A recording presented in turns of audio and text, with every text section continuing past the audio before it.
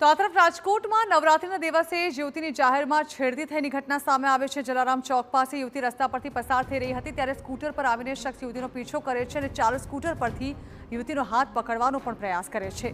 છેડતીની આ ઘટના સીસીટીવીમાં પણ કેદ થઈ છે। પોલીસે સીસીટીવી ફૂટેજના આધારે વધુ તપાસ શરૂ કરી છે। છેડતી કરનારો સગીર વિદ્યાર્થી હોવાનું પ્રાથમિક રીતે સામે આવ્યું છે।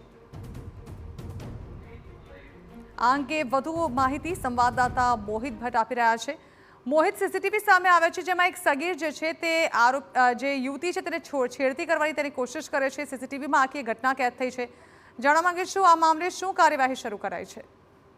ઝરણા, એક તરફ નવરાત્રીના દિવસો ચાલી રહ્યા છે, મોડી રાત્રે પણ યુવતીઓ છે તે પોતાના ઘરેથી એકલી ગરબા રમવા માટે જતી હોય છે। બીજી તરફ જે દિવસ દરમિયાન જ એક યુવતીની છેડતીનો બનાવ છે તે સામે આવ્યો છે। રાજકોટના ભક્તિનગર સર્કલ નજીક જે જલારામ ચોક પાસે એક યુવતી છે તે જઈ રહી હતી તે દરમિયાન એક સગીર શખ્સ છે તે પોતાના મોટરસાયકલમાં પાછળની તરફથી તેનો પીછો કરતો આવતો જોવા મળી રહ્યો છે અને ત્યારબાદ તે યુવતીનો હાથ પકડવાની અને તેની છેડતી કરવાની કોશિશ છે તે કરી રહ્યો છે અને તેમની છેડતી કરી અને ત્યાંથી ફરાર થઈ ગયો છે। હાલ સમગ્ર મામલે સીસીટીવી ફૂટેજના આધારે ભક્તિનગર પોલીસે તપાસ શરૂ કરી છે। પોલીસની પ્રાથમિક તપાસમાં આ જે શખ્સ છે તે સગીર હોવાનું સામે આવ્યું છે અને વિદ્યાર્થી હોવાનું સામે આવ્યું છે।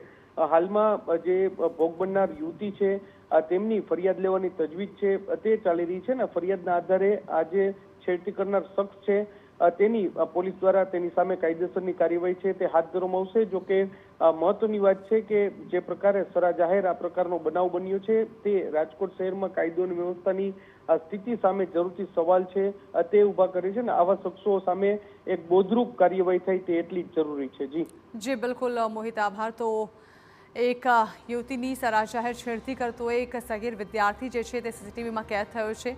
હાલ તો આ સગીર વિદ્યાર્થીની શોધખોળ પોલીસ દ્વારા હાથ ધરાઈ છે।